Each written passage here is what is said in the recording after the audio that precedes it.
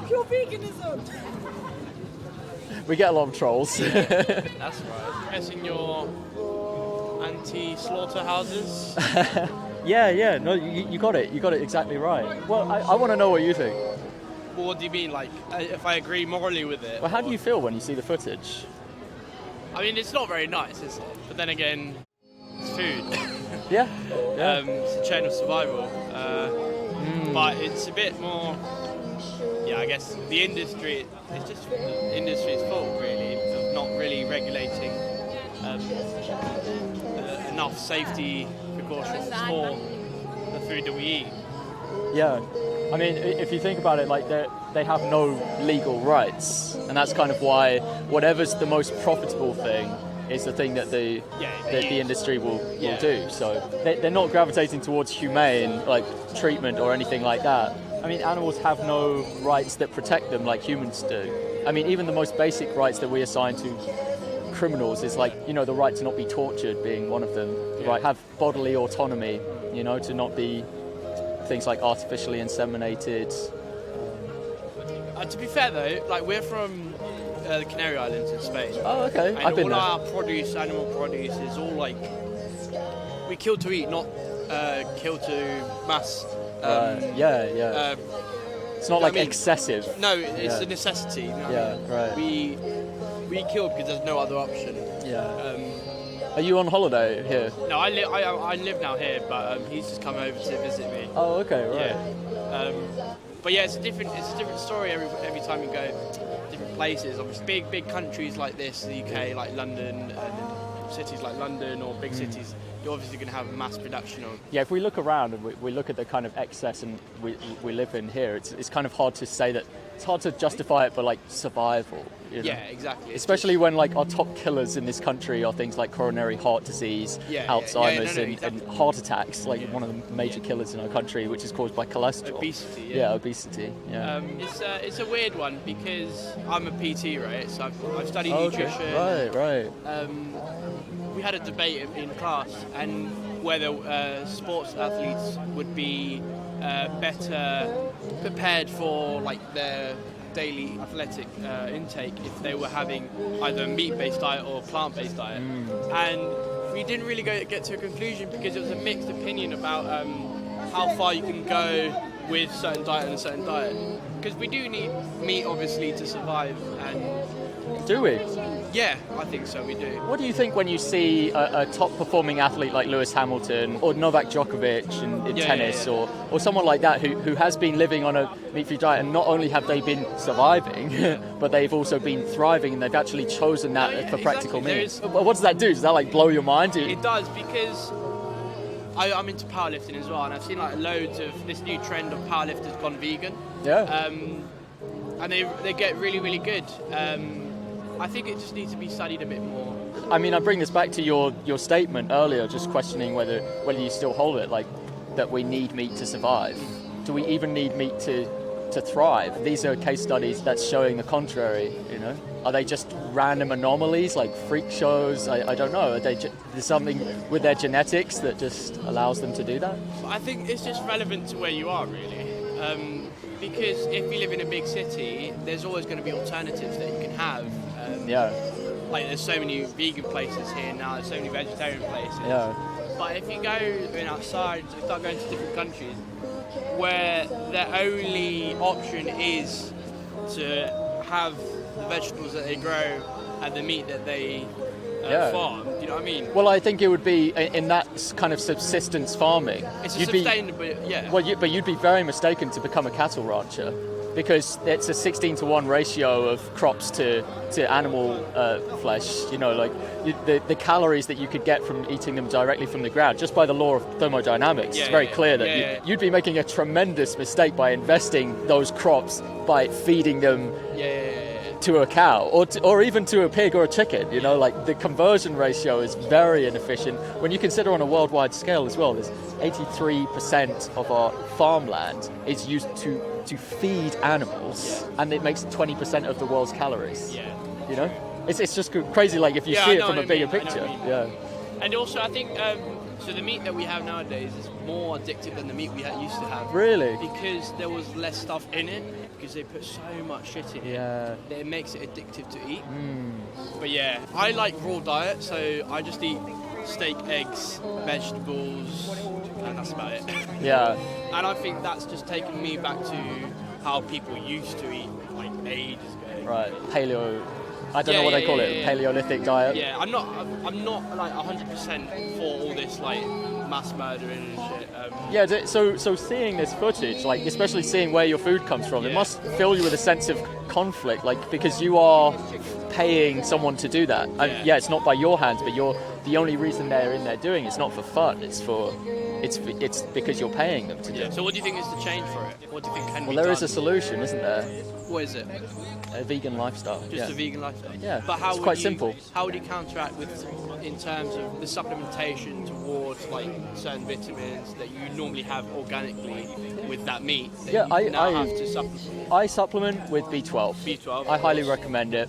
In fact, I also supplement with vitamin D, and it's actually recommended in this country that for 6 months out of the year that everyone, meat eater or not, supplements with vitamin D just because of the lack of sunlight. Yeah. So there's people who take multivitamins who are meat eaters, and Do you find it hard to eat vegan here? Like, is it hard for you to? Exactly. God, no. This is the problem, though. Well, you're living here, right? For you to eat vegan here, but if you go back home to my island, there's no vegan. Yeah, that's why I'm not in your island talking about this stuff. But we will eventually. It will spread. Especially in these hand-to-mouth kind of communities. They might not be ready for a vegan message, but they will be one day. I mean, what we're seeing is a shift to more economically developed countries over time, as we just earn more. So this is going to start out in the economically developed countries like the UK, like where you're living right now, where there's very few excuses to not go vegan. This is what I mean. Yeah. The problem is, it's always going to be relative to where people are going to be, isn't it? Like in the UK, I'll be honest with you, it's brilliant with terms of being a second option to the plate, which is veganism, vegan. Yeah. But then you go, for example, you go to Spain, where we're from. There's hardly any. There's going to be a vegan community. There is a vegan community, but it's not as big as like places as here. And I think it's still very much, not as developed as places like this or places in America, where you do see a lot of veganism. I think you're speaking on behalf of your people. You're being their voice. You're representing them, but you're not representing you as an individual. You know what I mean? Yeah. So I was just thinking, like, if you personally, I'm big on a personal accountability. If you have the choice to live in a way that is not causing suffering and rights violations to innocent animals, why would you? Why would you? True. I understand. I completely understand. But have you turned to veganism? Yeah. And I've been in your situation. I've been literally where you are. And I was worried, like, I don't want to lose muscle mass, because I've made some gains and now I want to keep them. And is being vegan, like, going to do something about that? I mean, right now, I love supplements like Huel is brilliant. It's all plant-based. I get 20 to 40 grams in just one scoop, depending on whether it's Huel Black Edition. Is it an expensive lifestyle, though, being vegan? I can afford it. And most people here can as well. Yeah, and, of course. Yeah. So, again, we're not the ambassador for Gran Canaria or the Canary Islands. We are just acting as individuals and taking personal responsibility instead of being like, well, don't look at me, look over here, over here, and this tribal community or whatever. It's more just being like, no, me, right here, in 2023, in London, with all these vegan options. You just walk into any restaurant that has a vegan option. Yeah. It's also the healthiest on the list a lot of the time. If you do have a problem with high cholesterol. Yeah, no, to be fair. Yeah. Do you think if a lot of people here decided to go vegan, that would shift a lot of health problems in the UK? Not only would it do that, so we'd save money, like the NHS would probably be alleviated of a great burden. A lot of their A&E department is just full of people with colon cancer, heart disease, So yes, it would alleviate those kind of burdens on our National Health Service, but also the demand for vegan options would actually cause a greater supply of vegan options, a much better supply. So this is evolving. Our food industry is evolving. We're getting better food technology. We're getting a better food culture where people are mindful of where their food is sourced from, because they don't want to be responsible for this. They don't want this on their conscience. They can't be held accountable, can they, as well? Yeah. So we can see this thing moving in a good, positive direction, and we're just here to speed it along. To get people aware of it. And how would you make these companies accountable for their actions? Like, how is that possible? Like, how as an individual can I make these companies stop what they're Simple, doing? man. 2 words: supply and demand. Yeah. Supply and demand. We live in a capitalist system, Yeah. and supply and demand is how we enact change. Yeah. We're all peaceful stuff. We're not doing anything violent. We're not blocking off streets or anything like that. Yeah. Like, we might sign the odd petition, Yeah.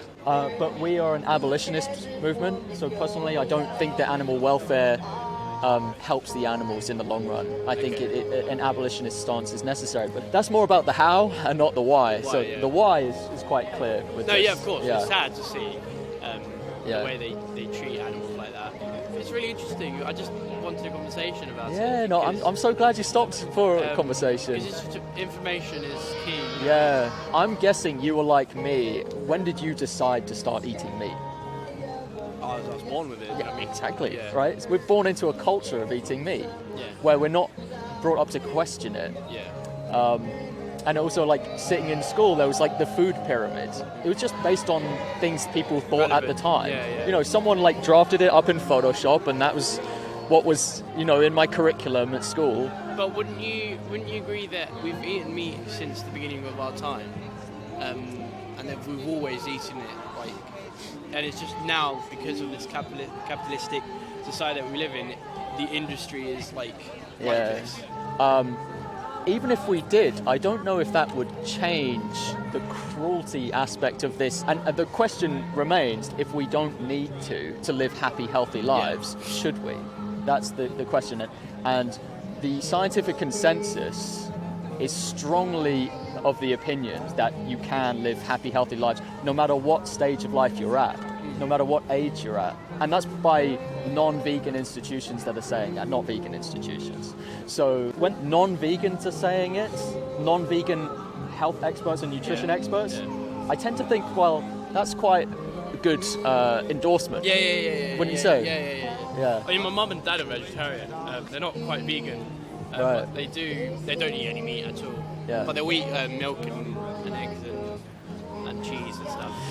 Yeah, that's a brutal industry. As the well. Dairy industry, yeah. I mean, 50% of the cows that get killed in this country are dairy cows. Okay. So they all end up in the same place. They all end up at the same slaughterhouse. But they have their bodies violated. They're artificially inseminated because only mother cows produce milk, and then they're forcibly separated from their calves after 9 months of being pregnant. Yeah. And they're mammals, so they have the same maternal instincts as a human, just to put it into comparison. So, I mean, if anything, the dairy industry is the worst of them all. Really? Yeah, and what we see with vegetarians, you should definitely parrot this when you go back. You should tell them this, but vegetarians sometimes compensate by eating more milk, more dairy, more eggs. Oh, really? And so, in terms of net suffering, so that would maybe push them over the edge to give veganism a try, especially since with milk, it's not an issue. You've got soy. You got soy, almonds. oats, hemp. What else? We've got almonds. Yeah, there's like shells full of, and the variety is brilliant. They got lovely, rich flavors, and it's brilliant. I'm totally against animal cruelty because in Spain, I don't know if you're aware that they do the arena and there's bulls. Yeah. And I absolutely hate that. And I've signed 100 petitions Really? for it. It's just so disgusting. And what is disgusting about it? Because they use it for entertainment and then they kill it. Right. So it's kind of they get pleasure from it, don't Yeah, they? They get exactly. pleasure from the torment of the animal. And would you say that sensory pleasure, can it really justify cruelty towards the animals? Exactly. That's So what I'm I think we're on the same page, Yeah. definitely. But you're applying that quite selectively to one thing. And what we're trying to do is we're trying to not be prejudiced towards whether it's the matadors or whether it's a dairy cow that you're not seeing behind closed doors. We're trying to like eliminate that. How long do you think it would take for people to like actually wake up and sort of realise about the problem? Well, I like to look at historical examples of injustices and see what happened, and you know, it doesn't happen overnight. I can tell you that. Because obviously the press doesn't want to release it because it's not in their interest to release this sort of images. Yeah, I mean, you even can't before the watershed, can you? Like, Exactly. Yeah. So this is not going to be like in the eyes of the big media. It's the discussion, really. It's the discussion. That's why all frontiers of this are important: health, environmental, and moral and ethical. I don't think you have to see the footage to be asking these questions. But I think it helps. Yeah. Because it puts it in context. It makes it real. Yeah. And people often they kind of pontificate about the suffering of animals. Yes, I suppose theoretically. And you're thinking, no, look at them. Look at them. They are real. They're individuals. Yeah. It's urgent. Like to them that are on the slaughterhouse floor, that are in the line to the slaughterhouse or dying because of the ammonia by living in their own feces. Like to them, it could not be more of an urgent problem. And we see them as individuals. We don't see them as a species, as a collective species. We see there is a subject within them. However stupid, however smart they are, it's irrelevant. There's a subject in there that is having an experience of life. And that means that if they are morally relevant at all, we would not be torturing them. We would not be subjecting them to this kind of enslavement and cruelty. Yeah. I don't know if you know about this, but there's a fact that says there's too many... I don't know how many cows per person in the world. Do you know what I mean? There's 7 or 8 billion people in the world, and there's like too many cows per person. We produce way too much food than what we actually have, because then we have a lot of wasted food, don't we? But it's a big issue. No, I totally agree with you. It's disgusting to see. This has been a very productive conversation because we started this by you saying we have no choice. Yeah. You know, there's no choice involved. And now I think we're kind of arriving at like there is a choice, and the morally consistent choice. If you hate the bullfighting, right? No, I can't be a hypocrite. The morally consistent thing to do would be to extend that circle of compassion to the other cows, but not just the cows. You know, the pigs, the chickens, and so on. It's progress. Yeah, it's progress. It is progress. What would you say is the last thing holding you back, though? I don't know. I understand there's a lot of momentum going on. It's not addiction, it's just, I don't know, what's it called? Comfort zone. Comfort zone, just get out of your comfort zone, you know what I mean? Yeah. For me, the thing that did it for me is I was angry. Yeah. And I don't know if this would work for you. Yeah. Some people, they say like, you got to lead with positivity. For me, it wasn't. It was anger and shame. I was ashamed to be a part of this system. Yeah. I was angry. And one day... Yeah, it just clicked. Done. I'm done with this. Not eating any more of their bodies or their excretions. I'm not doing it. To be fair, I went vegetarian first. That was a big mistake. Yeah. I will say that. I was 4 years as a vegetarian. Big mistake to me because I was causing the suffering of so many cows and chickens behind the scenes. Yeah. I would have gone if I had known what I know now, I would have just gone vegan straight away. But I recommend this website. It's called challenge22.com. It's a 22-day challenge. Yeah. Because you want to test out certain things. You might be thinking like, am I going to die from am I going to be like, am I going to feel terrible from being vegan, right? Yeah. And it gives you 3 weeks. You're not going to die in 3 weeks. You get put in a group of people who are all going through the same thing as you. Okay. They're all making that step to being vegan. And you get put in that group. You get given a mentor. Okay. That can answer any of those questions as well. It's really good. It's like my favourite scheme to do with it. And if you get to the end of the 22 days and you just decide I've had enough of this, I don't like it, well then you spent 22 days being a vegan and trying it. Yeah. But at least you try it. Yeah. Just by trying it, you have a glimpse of reality. So if you have a phone on you, I would recommend just punching in Challenge 22. You can also take this card, where you can see some inspiring. Fuck your veganism. We get a lot of trolls. That's right. But I think they're actually disturbed by the footage. Oh yeah. And there's a lot of cognitive dissonance. Yeah. I mean, it's a bit of a conflict with me because I eat fish as well, and then fish is like the big mass murderer.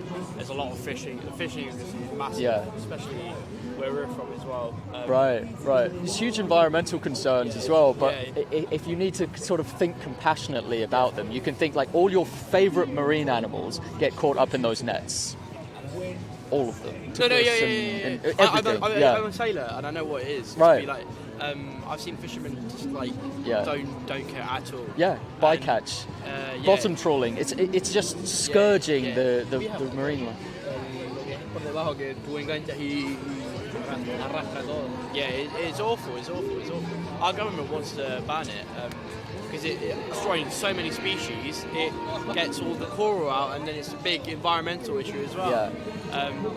Which means it's harder to get back. Yeah, exactly. It's harder to stop and reverse. I mean, I agree with it. It's just I feel like for people like not personally me, but maybe I don't know, it might be a challenge for it. Yeah, of course. But it's just trying, isn't it? It's funny because like people will do things like they'll drink with cardboard straws to save the fish. Yeah. But they won't stop eating fish to save the I know fish. what You know, Yeah. 50% of the Pacific garbage patch is fishing nets. Yeah. You know, that it just catches everything in it. It's a terrible problem. So fish. Say goodbye. We're looking at all the things you're so-called sacrificing. I can tell you, there is a vegan replacement For everything. everything we've Well, mentioned I in this tried the other conversation. day, what's it called? This is my bacon. So it was like vegan bacon. It was actually really nice. It's nice, right? It was alright, Recommend. My favourite is squeaky bean. Speaking of- It's like these bits of like jerk chicken or beef, nice marinated. It's like scary how like chicken it is. But you'll find this out. You'll discover it in the 3 weeks, Okay. and you'll I'll be give it like, a try, "What I'll was give it a wrong try. with it?" You know? Yeah. Okay, I'll give it a try. I'm glad. Okay, cool. You have a card as well? Yeah. Okay, great. Thank you very much. Thank you very much. Take care. Good night. Thank you so much.